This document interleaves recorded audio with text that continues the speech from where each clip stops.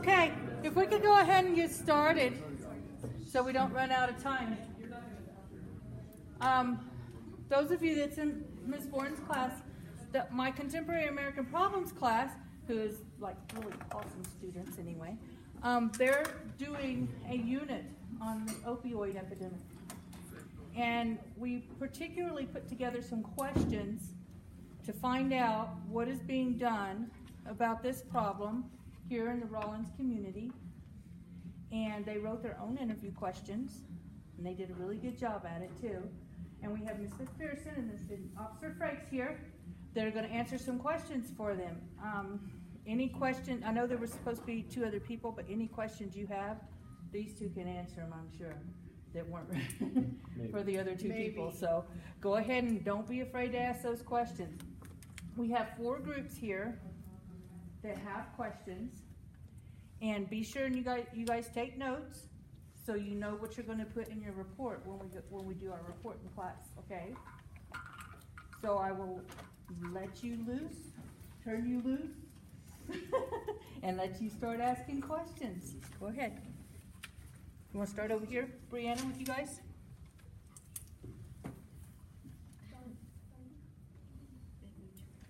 So, how many cases a year do you usually see? You know, I wish I'd known that was going to be a question because I could have brought you an exact number. But with the police department specifically, we probably see, 3 to 4 on average cases involving some kind of opioid per week. So, 150 to 180 cases per year, if we had to put a number on it. I have a couple of different responsibilities with the police department. One is I'm currently assigned as a detective. I work as a drug recognition expert, so that means I evaluate people who are found to be under the influence in impaired driving cases and help determine what kind of drug they may have used. And then I'm also the police department's evidence technician. So it's at least 3 or 4 times a week that I have evidence come in that involves opioids. That was a good question, Brianna.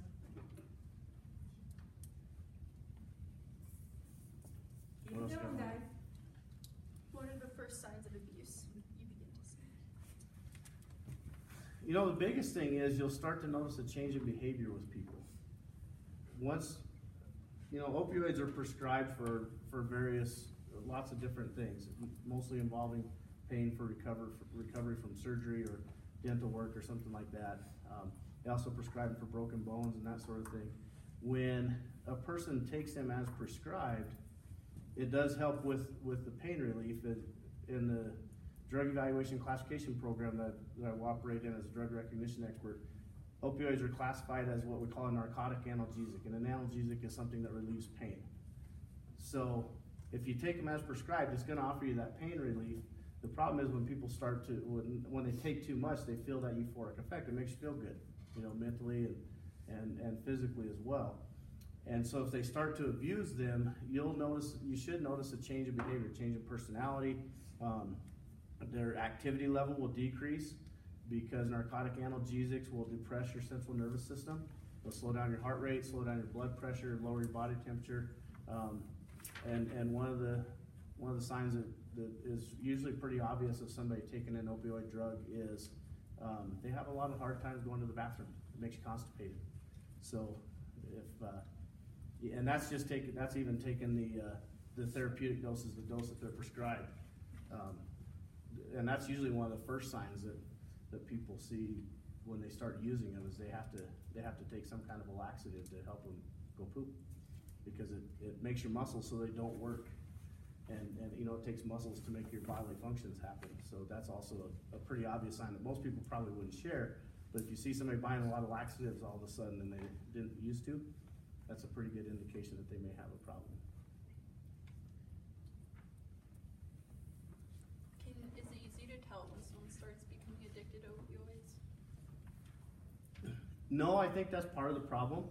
There's a fine line between addiction and abuse and somebody taking those therapeutic doses, especially when we start talking about people with chronic pain. Somebody that has had several back surgeries or has problems with their backs, or somebody's been in a serious accident and has to have had several surgeries to correct that. It's treatment for long-term chronic pain, and so it really can become a fine line between treatment and abuse or addiction, and that's one of the things with opioids. The way they work, it's very easy to become dependent upon them. For instance, I had a family member, my father-in-law was involved in a serious car accident several years ago, and he broke both legs and ended up with crush injuries on both of his thighs, and it was very painful and caused a lot of swelling and that sort of thing. So he had to take them every day, a couple of times a day, just to relieve the pain that he had from this crash that he was in. And he didn't want to become addicted, so he was really only taking about a half or a third of what the doctor actually prescribed. But even though he didn't necessarily become addicted in the sense that he wanted to get high all the time, he did gain a physical dependence on them, and it affected his physical well-being over that period of time while he was using them. And with opioids, when you start to come off them where you're not going to use them anymore, that physical dependence can be very hard to overcome, and that's a part of the reason why people can become addicted so easily, so quickly. That physical dependence has a very quick onset, and then it takes a while to overcome that. You experience a lot of physical pain when you start to go through opiate withdrawal. It makes you nauseous, it gives you diarrhea, gives you a lot of fevers, and a lot of agitation with your mood and that kind of thing. So that physical dependence, even though you may not be addicted or you may not abuse them, it still has to be overcome by anybody that takes them for a long term. How can the opioid misuse be prevented from your guys' position? These questions are for Chris Murray. I'm so sorry he wasn't able to be here, but if you want to give us a list of those questions, I can email those to him as well. You can get those answers. But ask the question again, and Sergeant Frakes and I'll give it a shot. Opioid misuse be prevented from your position? Okay, well, from my position, just to back up just a little tiny bit, I'm the social worker here in our building, and I interact with families and students that are presented with these issues, whether it's the addiction itself or they have a family member associated with the addiction. And for me, I'd really like the doctors to start prescribing things that aren't quite as addictive. And I don't even know if that's possible because I don't get it. But when doctors are prescribing so much for pain, I'd like to see them try other things. Whether it's therapy, whether it's getting in the swimming pool and trying different things, but maybe not prescribing less pills, I think would be helpful. In my experience, when we look at how are we going to decrease the addiction, I've been a police officer for 17 years, so I think that's probably as long as most of you have been alive. Everybody in here that's 18? A couple of you. Okay, I thought we had a couple. So he's old. Getting there. When we look at our society, we go through cycles. And I don't know if you guys will remember this, but about 10 years ago, if you watched the news in Rollins, you saw a lot of news about methamphetamine. And we had a lot of people that were getting sentenced to probation in prison because of methamphetamine issues, whether they were selling it, whether they were using it, whether they exposed their kids to it. And then that kind of went away for a while. And now we're seeing methamphetamine a lot in the news again. Well, when the methamphetamine went away, it's because we were going through an opioid swing. So they swing from the methamphetamine or cocaine, which is a central nervous system stimulant, to the opiates. And then they swing back. Okay. And so, in Wyoming, we kind of run a little bit slow. We're, socially, trends don't hit Wyoming as fast as they do other places. So these are conversations they've been having like in the Northeast, New York, Vermont, Massachusetts, those states for 7 or 8 years now. And so this opioid thing is kind of just now hitting our part of the country. And it's not necessarily because we're slow or backwards or anything. It's just, we see different trends at different times. And so already in the Northeast, they're starting to see a trend away from opioids and back to stimulants. And that trend never really left our area. One of the things from a law enforcement perspective, why we saw fewer methamphetamine cases, because a lot of those people we were dealing with methamphetamines got sentenced to prison. So when you put the dealers in prison, it makes it harder for people to get a hold of the drug. So as our meth cases declined, we saw an increase in opiate abuse cases over that time frame, and now we're kind of making a swing back towards methamphetamine again. But the scary part is, we're looking at it now, we're seeing a mixture of both. Out in California in the 70s, they had what they would call a speedball, which was heroin and cocaine mixed together, and they would usually smoke it. And so in Wyoming, what we're seeing, we call it the poor man's speedball, which is hydrocodone and methamphetamine mixed together. Or now we're seeing more heroin cases come in because the prescription opioids are harder to get a hold of. So we're actually seeing more heroin in Rawlins and Carbon County than we ever had before. I never saw a heroin case in Carbon County until about 4 years ago. And in the last year, we're seeing it again several times a week. It's way more common than it is, but we're also seeing the methamphetamine, and oftentimes now the two are mixed. Does that answer part of your question? Because there's a whole nother realm that we can go into as far as the medical community that I have experience with from my training too. When you look at hospital exit surveys, when they give patients a survey, how did the hospital do, how was your care, and all that kind of thing, for years and years and years, on almost every hospital survey that was done for patients that got admitted to a hospital with some kind of pain, in the top 5 of every survey, it was either, and usually it was 1, 2, or 3, was the medical staff failed to control my pain. And the medical community, when they look at that, they know that if they can reduce a patient's pain, they can accelerate their recovery rates. They recover faster if they have less pain. They can start doing more for physical therapy, like Ms. McPherson talked about. They have other options because, when it hurts, you just don't want to move. So the medical community was looking at all these things, and they said, we're failing to control patients' pain.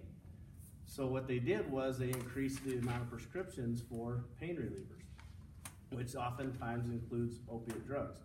There's non-prescription pain relievers like ibuprofen, Tylenol, Aleve, aspirin. But when we look at the opiate pain relievers, they're very powerful, and then they're a controlled substance because they also have that component where they can be very addictive.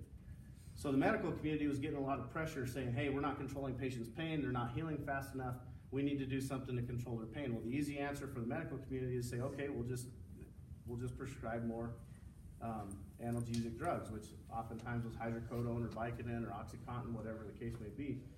And so the prescriptions across the country through, probably 2007 to 2012 skyrocketed. A lot of people were getting prescribed a lot of opiates from their doctor, from their dentist, the people that can prescribe them, because they were getting pressure to control people's pain and help them recover faster. Well, in the process of doing that, we created a lot of people who were now dependent on opioid drugs to just function and get through the day. So part of what Ms. McPherson said is right, I think, is, we need to look at other alternatives. The other part is we just have to be tougher as a people. We have to realize that if we're going to recover from an injury, there's going to be parts of it that hurt. A doctor is never going to be able to take away all of your pain, and sometimes that's what patients expect, is that they don't want to feel any pain. Well, there's only a couple of ways to make you feel no pain. One is to kill you, and we don't want to do that.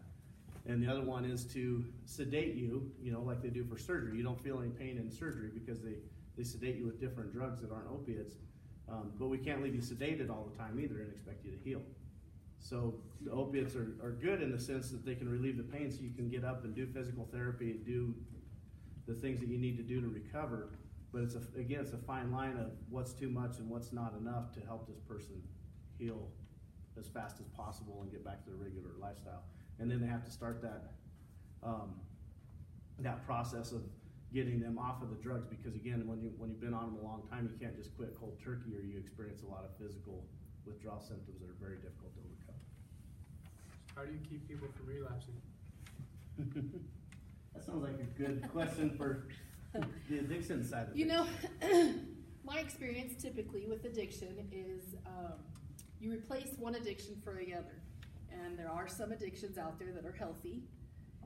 Exercise, unless you do it to extreme, is a healthy one.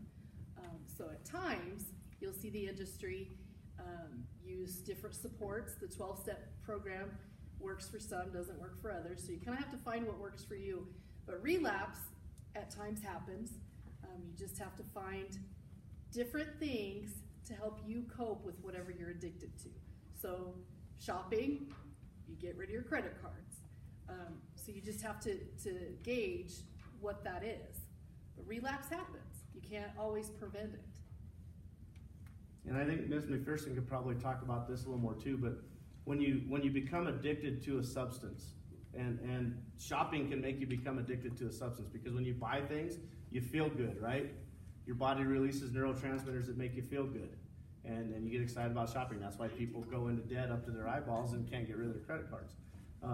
So when we're talking about drugs, any drug that alters your mood or your behavior also causes a release of those neurotransmitters in your body, like dopamine, adrenaline, serotonin, all those things that your body produces naturally.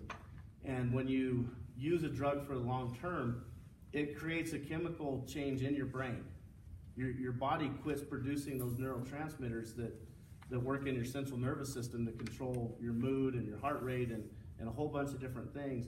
And so when we talk about recidivism rates or relapsing, we really have to work the long term. That's where mental health comes into play and with addiction therapy and that kind of thing, to help people try to get their brain back to where it was before they became addicted.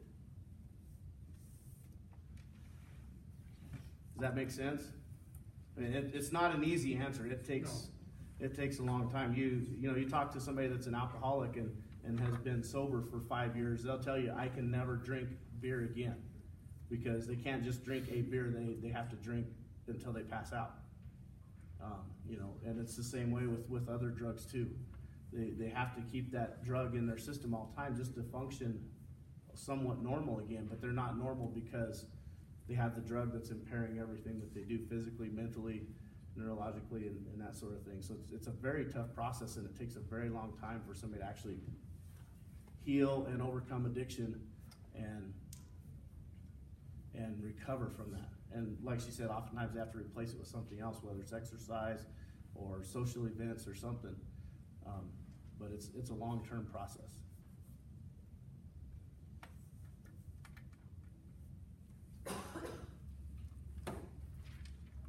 I know you guys have more questions. Yeah. What's your opinion on the opioid problem in Rollins?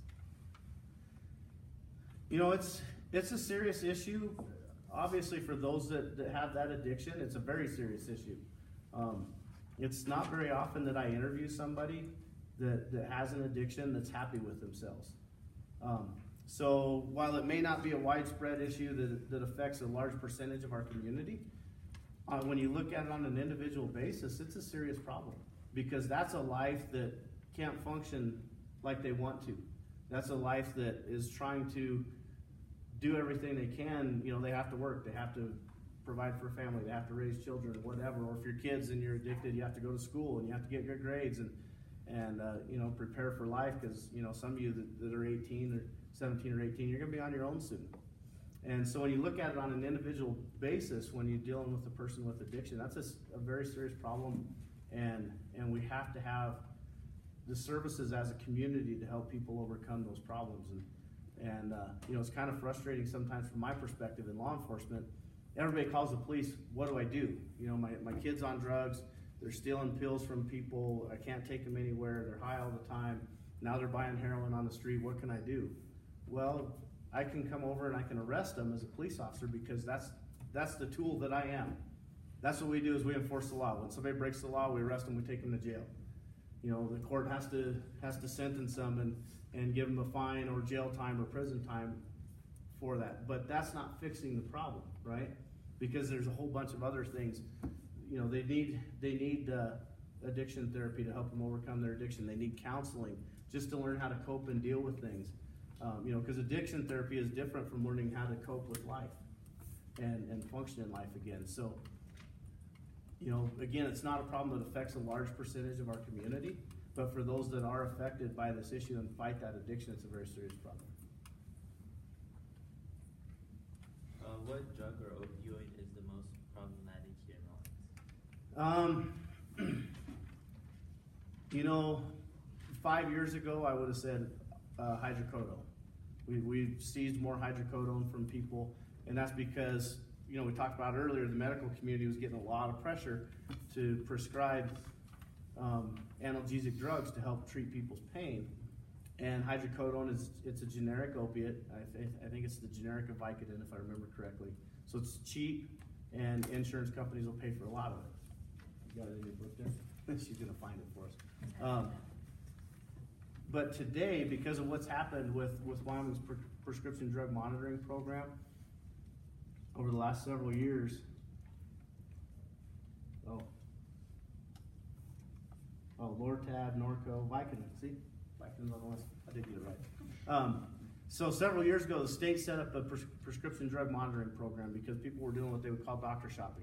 If you break your ankle, you go to your doctor, he's going to refer you to an orthopedic surgeon to fix your ankle, and then that orthopedic surgeon is going to prescribe you some kind of opiate pain reliever, hydrocodone, for example.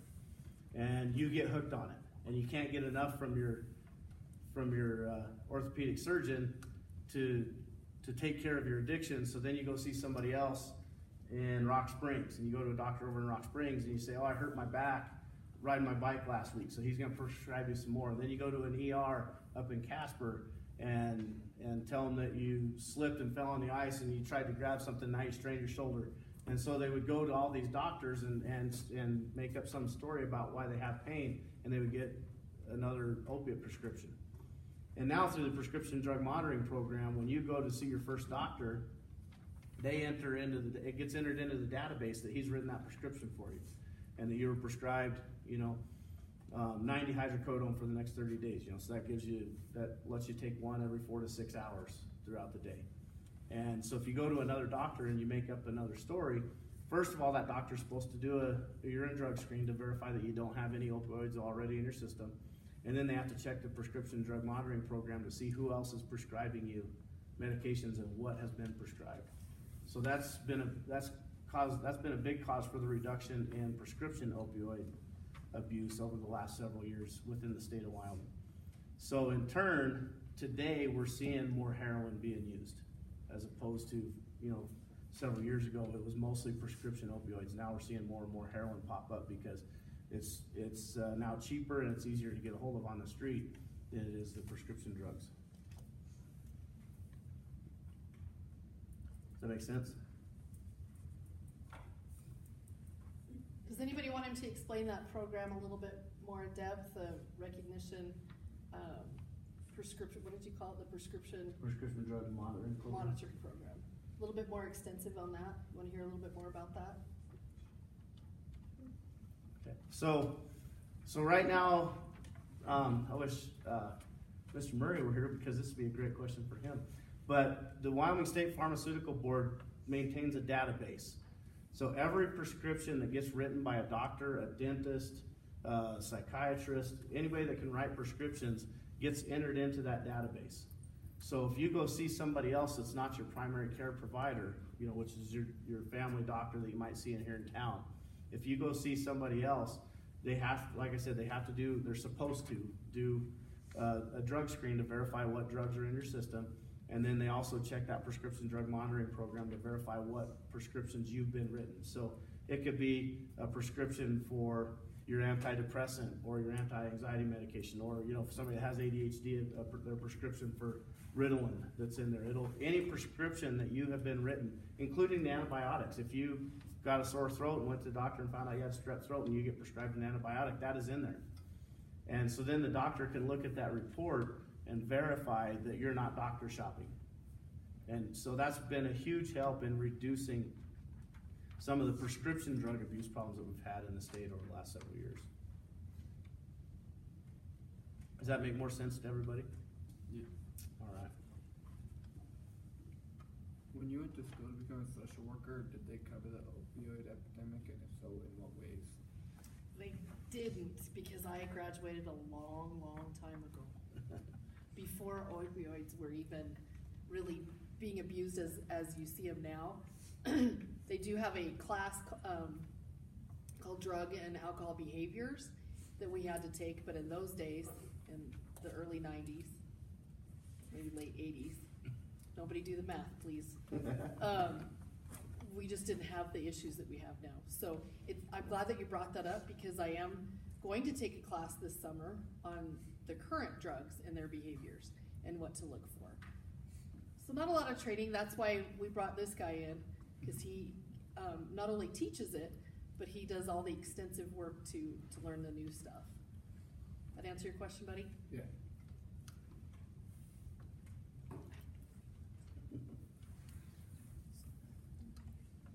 What treatments are often most effective when dealing with a person with an opioid dependence? Didn't hear what he said. What treatments are most often Effective. effective in dealing with opioid? Yeah. You know, I would say inpatient treatment to completely remove them from all possibilities of getting a hold of any drugs, whether it's prescription, whether it's street. So I would say about 30 days in treatment, completely outside any resources. And then once they're kind of detoxed and clean, you can get some therapeutic things involved. And the issue with Wyoming is we don't have a lot of those resources. There are some we have a big hospital in Casper that offers those kinds of things, and we have an inpatient treatment in Rock Springs that offers that. Any place else close by? Gillette, Sheridan. I don't know anything about Gillette's, but Sharon does have a short-term in-house treatment facility. That's one of the issues I think we see in Wyoming is we're so isolated, we're so sparse, that it's hard to get those resources in place because we don't have a lot of people here. And a lot of doctors, you know, get trained, counselors get trained, and then they leave here. So it's kind of a resource issue. But I would say inpatient treatment is the best that I've seen. Have you seen him? Yeah, you know, unfortunately, again, my perspective all comes from the point of view of law enforcement. So unfortunately, one of our best in-treatment facilities for addiction is through the Wyoming Department of Corrections. But it's only available to people that actually get sentenced to prison. And on the other side, another unfortunate part of that is it's voluntary. So if you get caught enough to where you end up with a prison sentence and you go to prison, you can say, hey, I have addiction issues.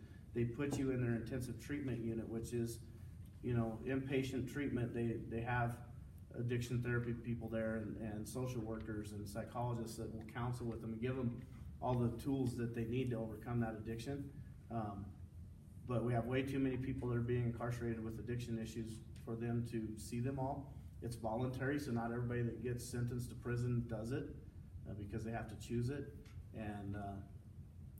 But on the flip side of it, it's a very successful program because when they come out of that, then they serve the remainder of their prison sentence.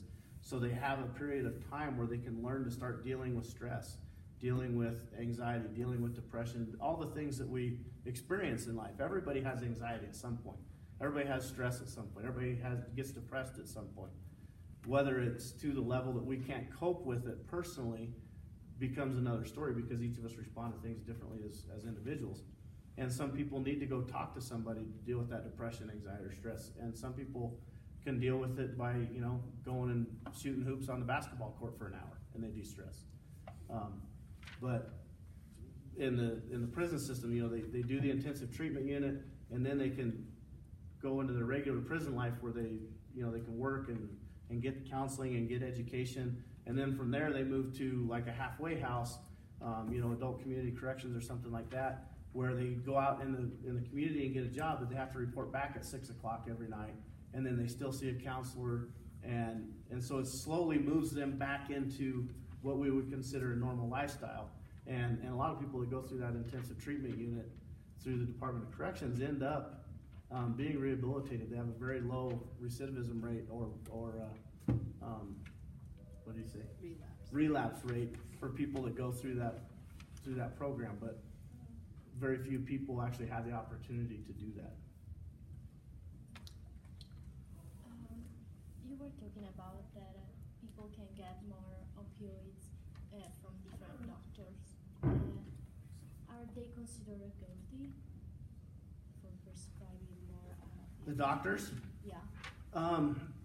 you know, it's very tough from a legal perspective to get the evidence that we need to show that a doctor is knowingly overprescribing drugs. There's been a couple of high-profile cases up in Casper a couple of years ago. There was a doctor that got sentenced to federal prison, and three of his physician's assistants in his office got sentenced to state prison for overprescribing of specifically opiates out of their practice. And so it's a very lengthy investigative process for law enforcement to gather the evidence we need to prove the case. But just because they prescribe it and maybe, you know, there is another prescription on the drug registry, the prescription drug monitoring program for another opiate drug, doesn't mean they're necessarily guilty of committing a crime. Should they have been more cautious? Probably. But it's very, you know, we can't just say, yes, you're guilty, you're going to jail and losing your medical license because they wrote a prescription to somebody that already had a prescription. So they don't have to see their medical records because before prescribing opioids, they don't have to? Well, you know, sometimes they're not available. Oh, You know, if you go to the emergency room in the middle of the night, that doctor there can't get a hold of your primary physician that you see regularly and say, hey, send me over this person's medical chart so I can see everything that's going on. And that's part of the reason why patients do that kind of stuff, or addicts do that kind of stuff, because they know they can't access their entire medical history.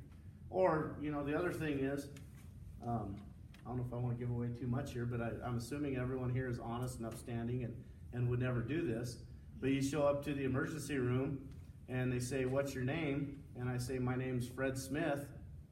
And they ask me my address, and I give them an address in Laramie, Wyoming. They have no idea of actually verifying who I am.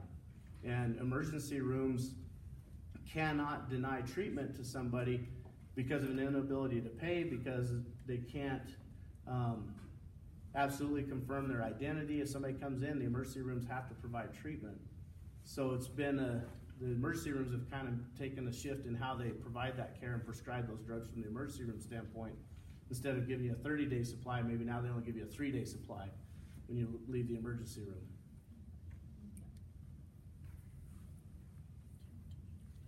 During your career at Rollins High School, has the opioid epidemic changed over the years? Like, have you seen a decrease or an increase?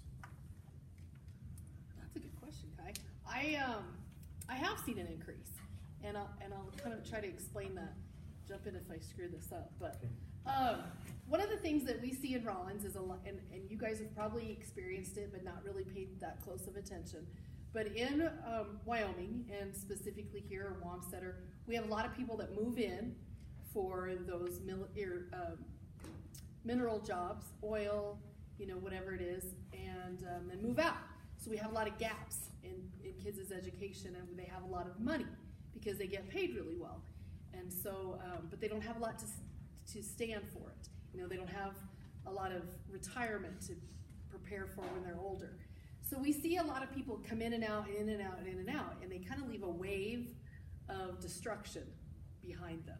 Now, I'm not saying that these people are bad people or anything like that, but what we are seeing is, and I've seen it increase over the years, is they come in with their fast lifestyle, they bring in the lifestyle that they're used to, with whether it's drugs or alcohol or whatever, and then they get their friends that they meet here in Rollins, and then they move out.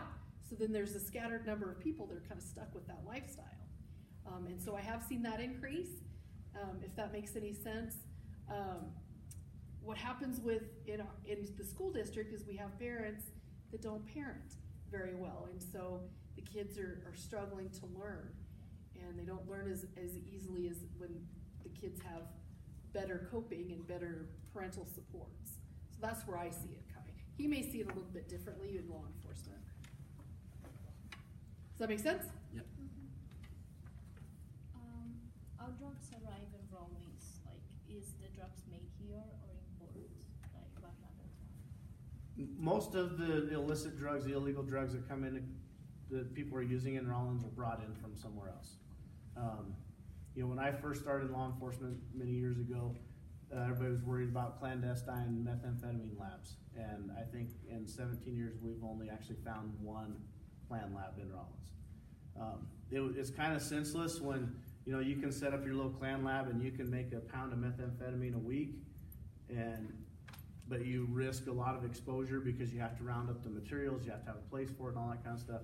When they can make, you know, 5,000 pounds of methamphetamine in a giant lab in Mexico in a day, and then they just smuggle it across the border somehow and then split it up and ship it out to different places across the country.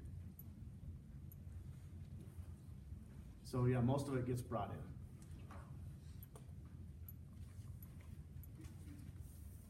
What do we have, about 10 more minutes? What kind of punishments can you get if you get caught with an opioid? Well, it varies. You know, if you have that valid prescription, then it's, you know, it's not against the law. It may be a problem having it in school. You may have, you know, you may have some school consequences because it's against school rules to have those kind of drugs here, even if you are prescribed it. But if you're out, you know, driving down the street and I stop you on a traffic stop because, you know, you don't use your turn signal and you have that prescription in its actual form in the marked bottle, nothing to worry about. Now, where we start getting into the gray area is you just have a pill in your pocket, and you know, we find that pill and we identify it and that it's hydrocodone, and okay, where did that come from? Well, I have a prescription for it, so we seize it.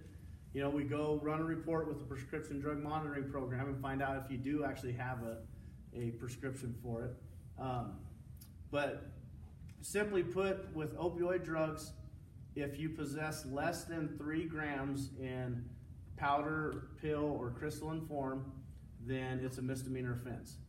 If you have it in liquid form and you possess more than 3/10 of a gram in liquid form, that's a felony. So if you have the codeine cough syrup, for instance, and it's not yours, you know, it's not prescribed to you, somebody gave it to you because they had extra and you like to get high on it, and you get that, it doesn't take a whole lot to have 3/10 of a gram, does it? Let's shift over to science class real quick. Remember when you put the little brass weights on the balance in science class to weigh things? How big was that little gram brass weight? About like that, wasn't it? Like the size of the end of your pen?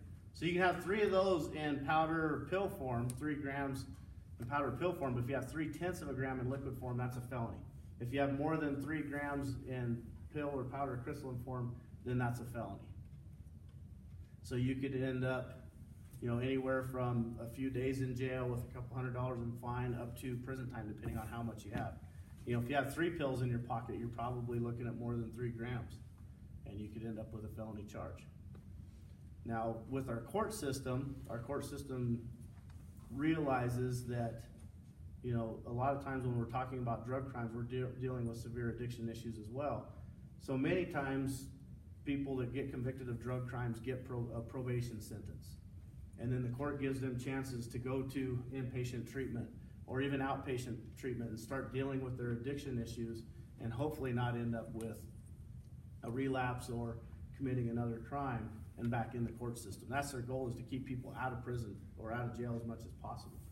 Those repeat offenders that we keep dealing with over and over and over again, eventually, you know, I've seen some people on their 4th, 6th, 7th offense and they're finally getting prison time because they just refuse to change their behavior and they don't want to change their behavior. They enjoy the lifestyle. And so they end up going to prison. But it's repeat offenders that end up doing prison time over drug offenses. It's, you know, the media narrative out there that we have all these people sitting in federal and state prisons for low-level drug offenses is a lie. That may be the underlying charge, but many times when we look at somebody that's in prison on a drug offense, they were charged with possession with intent to deliver, delivery, conspiracy to deliver, and then a lot of times there's gun charges on there because drug dealers have guns, right? And so they have all these other charges, and the prosecutor says, you know what, let's make this simple. You do 10 years in prison, and we'll dismiss all these other charges. You just do 10 years for the drug charge. And so instead of getting 50, 60, 70 years in prison for being a drug dealer in possession of a firearm and all that kind of stuff, now they're just getting 10 years in prison so they can go through treatment, they can go through the rehabilitation in prison and get out and still have a life. Because again, with our society doesn't necessarily like imprisoning people for decades after decades for nonviolent offenses. so they give these people a chance, and sometimes it works and sometimes it doesn't. How do you feel parents should deal with their children using opioids? That's me again. All You these know- questions are directed towards you. Yeah, I kind of feel like you're picking on me I a little singled bit, you Mr. out. Foster. So, the first step is acknowledge that your kid has a problem in the first place, right? Lots of parents take a look at their kid and say it's just a one-time deal.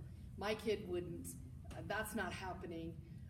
Certainly it's the kid's friends, you know, it kind of goes on and on. So admitting that you have the problem and then seeking the help immediately, whether it's inpatient treatment if it's that severe, or counseling, or outside of school, doctors, those kinds of things. The first step that I deal with parents is convincing them that it is even a problem. You know, like I've had a kid that had prescriptions on him, none of them were his, and to get him to get his parents to see that it's just not, oh, he's partying once in a while. No, he's using this to cope and as a long-term thing is pretty tough. But once they kind of see that, then parents all like to do what's best for their kids. And so they take that next step. But again, resources in Rollins are tough. We do have really great counselors here, but you have to go out of town for the severe things. You want to add to that? My That's good. talkative friend. What's next, Kai? You got another one, I can tell. Somebody else have one? What has been the most difficult thing when dealing with the opioid epidemic, trying to treat the addiction, since the Midwestern region saw opioid overdoses increase by 70% from July 2016 through September 2017? You know, watching the destruction that drug addiction takes on a family, the toll that it takes on a family and on individual lives. We talked about that earlier with her question, the seriousness of the issue, because it affects individuals.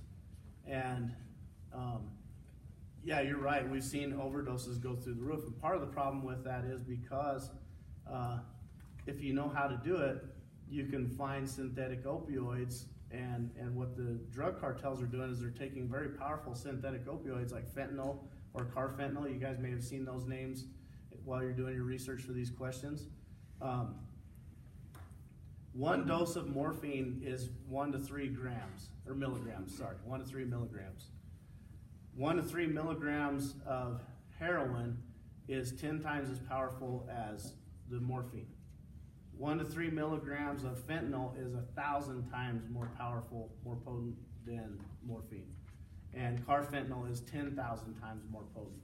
So what the drug cartels have figured out, we can take these synthetic opioids, mix it in with heroin, mix it in with methamphetamine, mix it in with all these other drugs, and we're gonna get people addicted super fast because they're powerful drugs that are super addictive, and then they're gonna keep buying their stuff from me because I have the kind that they like. And unfortunately, the drug dealers, their quality control is not quite as good as it is at the pharmacy. So, yeah, so you can imagine, you know, they're taking and they're mixing this stuff up in a blender, and they're not really measuring it out exactly. And so instead of 1 dose of fentanyl in this, you may have 20. And so that's causing the overdoses to go through the roof because people have no idea how powerful the drug is that they're buying once they start mixing these other things in with it. So one of the steps that law enforcement has taken nationwide is many law enforcement agencies are carrying Narcan, which is a drug that blocks the opioid receptors in your central nervous system. And so when those opioids are in there reacting with your opioid receptors, you give them Narcan and it blocks it so they can't feel the effects of it anymore. So we've seen it here where someone has overdosed and the EMTs show up and administer Narcan, and 5 minutes later they're completely awake, they're completely fine, and they're really ticked off and angry and they want to fight with you because they're not high anymore. So then it becomes a completely different dangerous situation. You know, it's dangerous for the person when they've overdosed. It becomes a different dangerous situation for those that are trying to treat this person when they administer Narcan.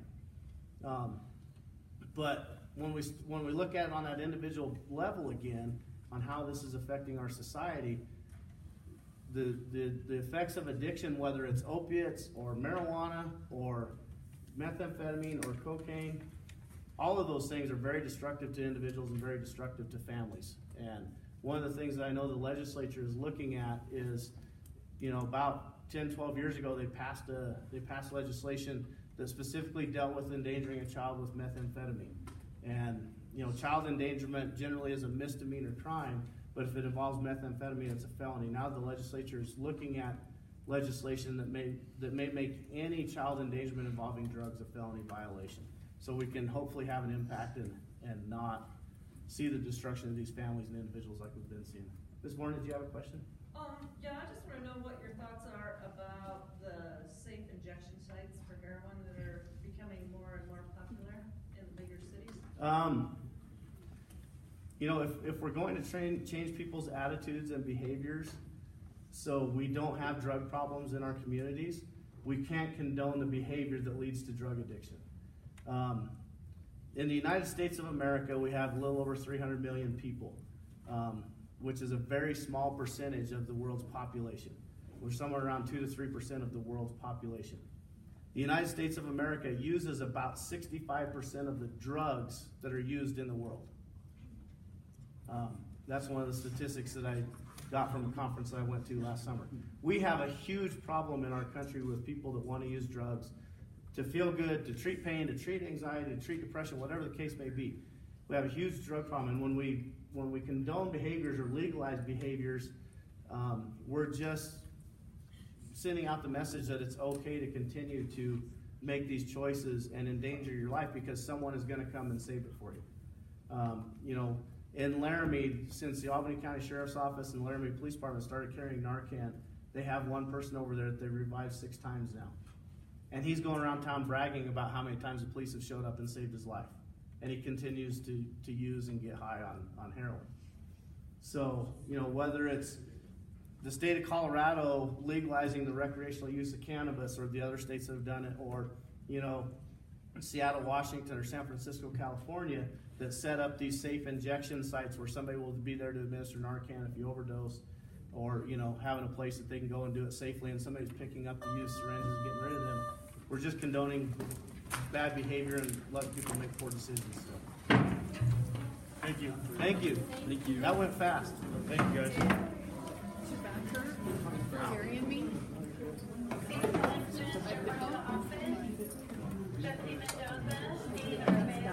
I'm so sorry. You're welcome. Thank you for your questions.